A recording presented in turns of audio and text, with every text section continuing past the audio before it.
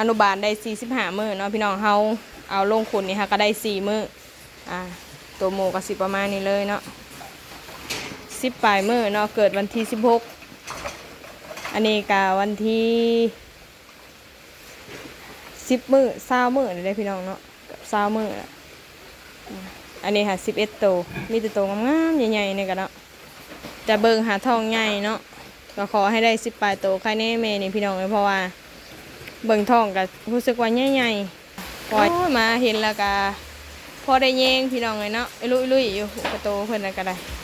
อ้วนๆเลยพี่น้องเลยผู้สันหลังทองแท่งเพิ่นน่ะเบิ่งเนาะทองหาลุยๆอยู่ที่ดินแล้วก็นอนกินโจ๊กบ่ได้อันนี้เนาะคือทางสามมุกดานี่ก็ออกมาภาพน้อยให้เบิ่ง5 เมตร 50เนาะแต่ว่าใส่เสาต้นเดียวเยินแห้งเลยพี่น้องนี่แต่ว่าโดยความเถื่อประหยัดงบเนาะที่ย้ายเข้าที่ซี่หาทางเฮาน่ะ4 โมงสังกะสีพี่น้องเนาะค่ะว่าอาลูซิ่งกะหรือว่าเมทัลซีดกับเบิร์ดนี่กะสิอยู่ประมาณงบ5,000 ปาเลยเนาะเฉพาะแต่หลังคาได้เฉพาะสังกะสีนะพี่น้องเลย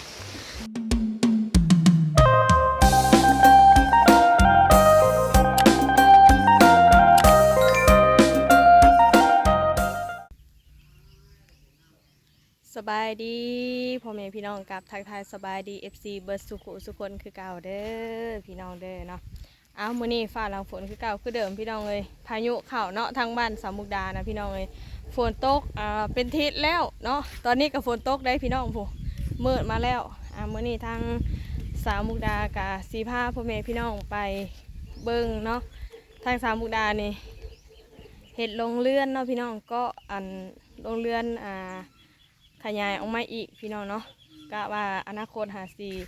ทำการเลี้ยงหมูคุณนะพี่น้องเนาะคือปัจจุบันนี้กาสามมุกดาหากันเลี้ยงไปสุดหนึ่งกับได้หลายดอก12 ตัวพี่น้องเลยก็เลยมีแผนว่าอยากต่อเติมออกมาแล้วก็ไว้บอลไว้ลูกหมูนะพี่น้องเนาะเวลาแม่คลอดแต่ละตัวบางครั้งกับแบบมันหมุนคอกบ่ทันเนาะก็เลยต้องได้กอออกมาอีกเพราะช่วงนี้ทั้งสามมุกดาก็บ่ได้ไปทั้งใดพี่น้องเลยจังใดกาฝากพี่ฝากน้องมาเป็นกำลังใจให้ในเด้อพี่น้องเด้อเนาะเบิ่งคลิปเบิ่งโฆษณาให้ในพี่น้องเลยป้าเดี๋ยวพาพ่อแม่พี่น้องไปเบิ่งไปส้มน้ำกันพี่น้องเลยบรรยากาศเนาะนี่ไม่มันบ่อยากซื้อบันไดเนาะพี่น้องเนาะเพราะว่าไม่หันสามมุกดาให้ทั้งพอสร้างเพิ่นผ้าเอาพี่น้องเนาะพอมีต้นกุ้งลำหนึ่งก็เลยให้สร้างเพิ่นผ้าก็เลยได้ไม้มามันก็ตัวซื้อแน่ตัวพุดแน่เนาะแล้วก็มันห้องก็อยากเยินในเด้อพี่น้องเด้อเนาะเพราะว่าสามมุกดาออก5 เมตร 50เนาะห้องก็จะเยินเพราะว่าสามมุกดาเฮ็ดเสาเดียวเนาะที่เฮ็ดห้องใหญ่แบบนี้ก็คือแบบงบบ่พอแล้วพี่น้องเนาะทางน้องลิซ่าสบายดีป้าลุงนะลูกสบาย มาแต่ใช้นี่ฮะจะมาแต่ใช้ลูกมาใช้นี่ฮะคนน้อยนี่มึงเนี่ยใส่เกิบกะคนละกิ่งเลยนี่ถือว่าซบใส่ได้กับเมนมาเลยนี่เนาะมากับเมย์พี่น้องเห็ดย่างนะลูกสายย่างนะสายนะจะเอาไม้ใส่นะใส่ส่งเนาะฮะตอนนี้กระทั่งสร้างเพื่อนกับย้ายข่าวเนาะพี่น้องเนาะถือว่าทำการย้ายข่าวมือนี่คิดว่าน่าจะได้มุ่งในมือนี่พี่น้องเลยขอมันก็อยากสีเยินแน่พี่น้องขอโทษขออภัยเนาะ ปกติมันก็ต้องใส่สาวคนละจะโอเคเนาะแต่ว่างบมาโบราณเขาก็เลยเป็นข้อกว้างแต่ว่าใส่เสาแค่3 เสาเนาะสบายดีเด้อทางบ่าวทาเด้อบ่าวทากะมกมุ่นอยู่กับนายเวียกนางานเนาะพี่น้องเนาะ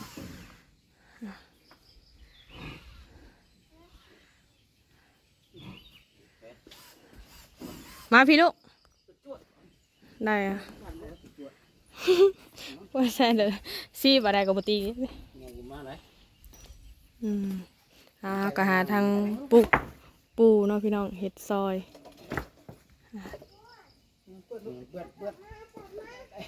เกิบมาเอาเกิบให้เพิ่น ไปออกไปเลย มาพี่เฮ้ยมาพี่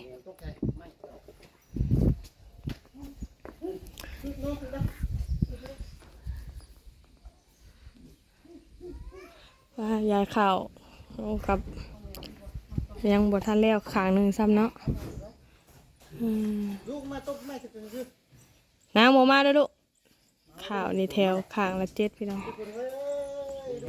มื้อนี้ค่ะเพิ่นคือว่าอะไรตั้งแต่เริ่มเฮ็ดมาก็ยังบ่ทันได้เฮ็ดเต็มมือจักเทื่อเนาะพี่น้องเพราะว่าแต่ละมือก็เฮ็ดก็เครื่องมือเทื่อก็รอบบ่ายค่ะพอฝนตก หลอกจะวันกันน้ำเสียงใครจบผมให้แบบมันหักก็เดี๋ยวมันนี่เดี๋ยวจะลองตัวนึงกันนะอันใหญ่นะ ดอกสะวันบ่ขาวบ่ เฮ้ยจะปูให้เราทีเนาะ ดอกมันหักอ่ะมันบอกเขาว่าเอาเรื่องผลไม่ได้ว่า คันสิจ้ำตะปูใช้ยามันแตกแล้วเนาะ เขาบอกกันนะเขียว ผลมาเด้อบัดนี้เด้อหันตกบ่แฮงใครอยู่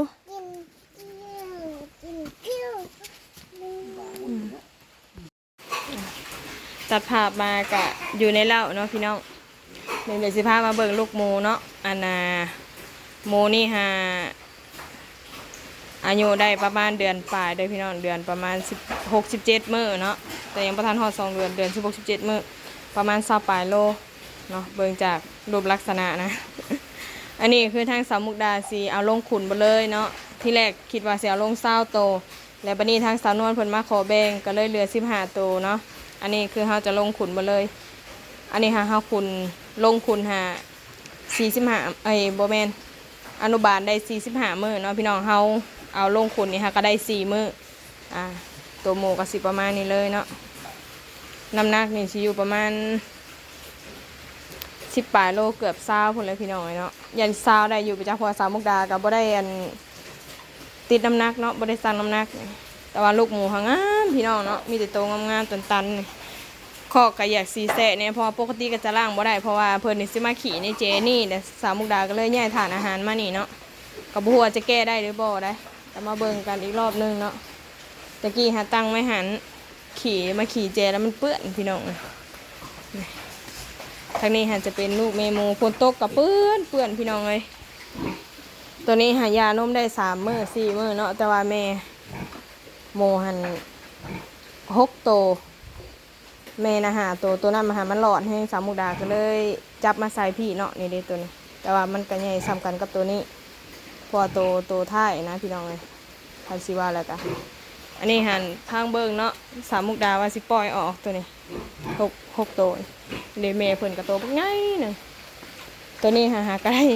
10 ปลายมื้อเนาะเกิดวันที่16อันนี้กะวันที่10 มื้อ20 มื้อได้พี่น้องเนาะกับ20 มื้อละอันนี้ค่ะ11 โตมีแต่โตงามๆใหญ่ๆนี่กันเนาะแม่เพิ่นก็พอลูกก็ทั้งกินทั้งแหนแม่ก็กินทั้งนั้นลูกก็แหนนมเนาะเห็ดเปื้อนเนี่ยพอสาวมุกดาล่างคอกพี่น้องเลยมันเป็นคอกตามเนาะพอคอกมันเป็นพื้นตามและอัน2มากก็คือแบบหมูมันขี่นะเฮาก็บ่ได้อยู่น้ำตลอดแล้วเฮาบ่ได้กวดนะพี่น้องเวลาลงมามันก็นอนแมบทับขอกทับขี่ก็เปื้อนไปก็ต้องไล่ล่างเนาะคำบ่ล่างมันก็คือว่าหั่นแหละมันเปื้อนแม่นี่หันเพิ่นถือผ้าได้2 เดือนปลายเนาะ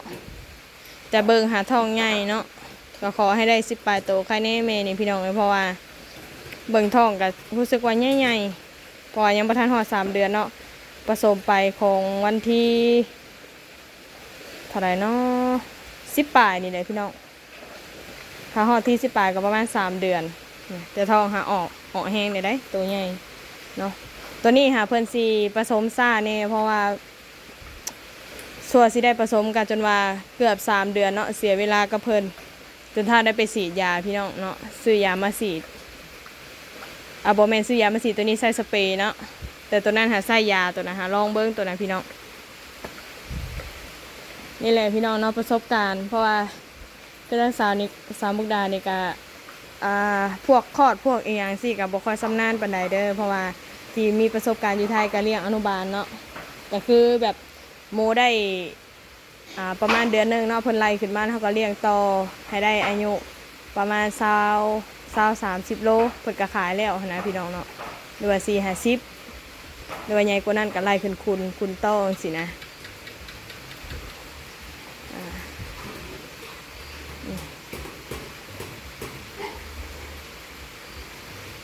วันนี้ขอบมันก็อยากแคบเนาะหมุนเวียนกันบ่ทันทางเฮาก็เลยต่อเติมออกมานี่พี่น้องเลย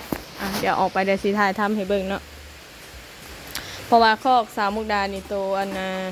วนี้ฮะกงมันนี่พี่น้องมันบ่พอแม่ปกติคิดว่าสิยังหาตัวเนาะแล้ววันนี้ได้มา7ตัวแล้วมันเสียไปตัวนึงแล้วก็เลยเหลือ6ตัวพอ6ตัวก็ต้องได้ใส่คอกวางแบบนี้กะตัวนึงเนาะแล้วก็อยู่ในกรงกระหาแล้วบัดนี้เฮาย้ายแม่ออกจากลูกบัดนี้เฮาต้องให้ลูกมันอยู่ในหันแล้วก็เลยเอาแม่มันออกมาพี่บัดนี้ออกมาคอกใหญ่พี่น้องคือตัวนั่นแหละเนาะแล้วก็เลยคอกมันหมุนเวียนกันบ่ทันนะกับลูกกับหยังมันพี่น้องเลยตัวนี้ฮะคือตัวแม่ออกนมนี่พี่น้องเนาะลูกคนตัวนี้กับตัวนี้แต่ว่ายังบ่ทันเป็นสัตว์ได้นี่สัมผัสกันเลย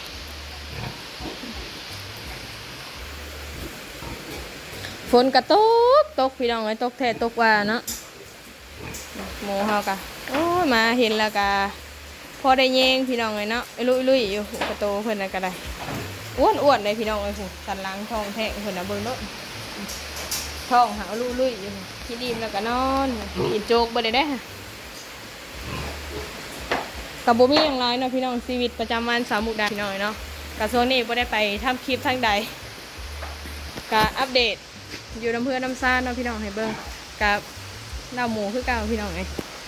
เบิ่งเดี๋ยวสิปุ๊บฝนตก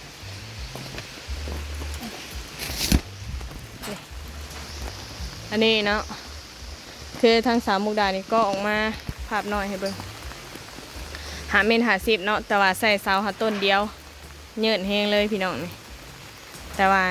โดยความเทียบประหยัดงบเนาะที่ย้ายเข่าที่ทางเฮาน่ะ4 โมงสังกะสีพี่น้องเนาะค่ะว่าอารูซิ่งกะหรือว่าเมทัลซีดกับเบิร์ดนี่กะสิอยู่ประมาณงบ5,000 ปาเลยเนาะเฉพาะแต่หลังคาได้เฉพาะสังกะสีนะพี่น้องเลยตั้งงบไว้10,000เนาะพี่น้องเนาะทั้งอันนี้กับทางคุณพ่อเพิ่นซัพพอร์ตหรือว่าซอยเหลือมาก็ขอมุกขอบใจทั้งคุณพ่อเพิ่นหลายๆเด้อพี่น้องเด้อเนาะพอทางสาวมุกดาสิก็ออกกะงบประมาณบ่พอเนาะทางคุณพ่อเพิ่นก็เลยซอยมา10,000พี่น้องเลยกะบ่พอกับทางเฮาก็สิได้เอาเงินที่ว่าใบหมุนนี่แหละพี่น้องเนาะมาเฮ็ดให้มันแล้วเนาะเพราะว่ามันคิดว่าสิบ่แพงนะพี่น้องเนาะว่าเลื่อยไม้ต้นหนึ่งแต่ว่ามันบ่พอซ้ำก็เลยไปซื้อไม้มาเมื่อไหร่ก็เบิด3,000 บาทเงิน10,000น่ะตอนนี้ทั้งสาวมุกดาเบิดไปแล้วประมาณ5,000แล้วพี่น้อง5,000ได้ซ้ำนี่ได้บ่ได้รวมหลังของหลังคาได้นี่หากระย้ายขาวย้ายนี่ซื้อ5,000นี่นะเฉพาะไม้เนาะเฉพาะไม้เบิดนี่นะทั้งจ้างสร้างซอยแล้วก็ทั้งไปซื้อน้ำค่ะสาวมุกดาซื้อมาเมื่อนั้นก็3,000เนาะแล้วบัดนี้จ้างเพิ่นพาแล้วก็800,000ก็อยู่ประมาณ1,500กับ4,500เลยพี่น้องเลย4,500เอาจุประมาณ5,500เนาะเฉพาะเสานี่ก็1,000 3 ต้นนี่พี่น้องเลยเพราะว่ามัน6,500,000เนาะ3 ต้นก็สิอยู่ประมาณ5,500ก็สิได้แต่ซ้ำนี่พี่น้องเนาะบัดนี้ถ้าบวกหลังคาเข้าไปก็คือว่าอะไรพี่น้องเลย